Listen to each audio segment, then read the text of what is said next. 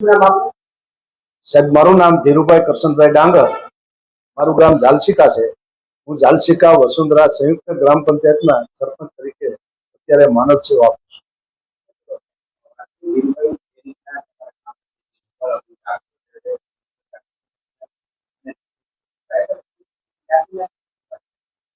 એ લોકો ભરવાડ સમાજના છે, એટલે ઓબીસી માં.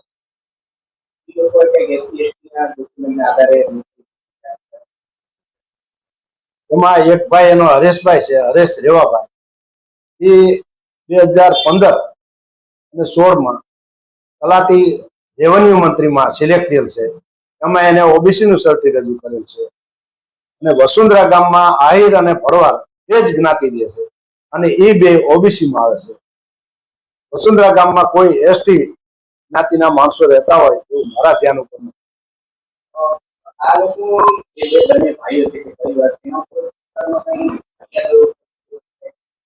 હા, આ બે ભાઈ તો અત્યારે નોકરી કરે છે. બીજા ગામમાં અમુક અમુક લેભાગુ તત્વો છે, એના વિરુદ્ધ ગુના દાખલ થયેલા છે.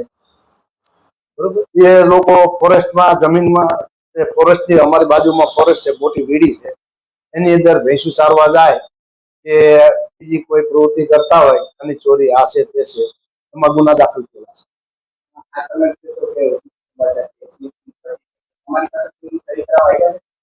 અગાઉ એકવાર આવ્યો હતો, આજે મંત્રી હરેશભાઈ જોઈ મારી પાસે આવા ડોક્યુમેન્ટ લઈ, એટલે મને એવું ધ્યાન ઉપર આવેલું આ ખોટા ડોક્યુમેન્ટ છે. એટલે મેં એને એવી વાત કરી, આવા ડોક્યુમેન્ટનો તું નોકરી કરે, સરકારી નોકર છો, તને ખબર છે કે આ ડોક્યુમેન્ટનો ઉપયોગ ન કરાય, અને આવા કરશો તો તમે આજ છોકરાઓ છો, તમારો બાપો મારો મિત્ર છે, તમે ખોટા ભલાઈ જઈશું, એ કરતા આ પ્રવૃત્તિ કરતા નહીં, એવી મેં એને સલાહ આપેલી.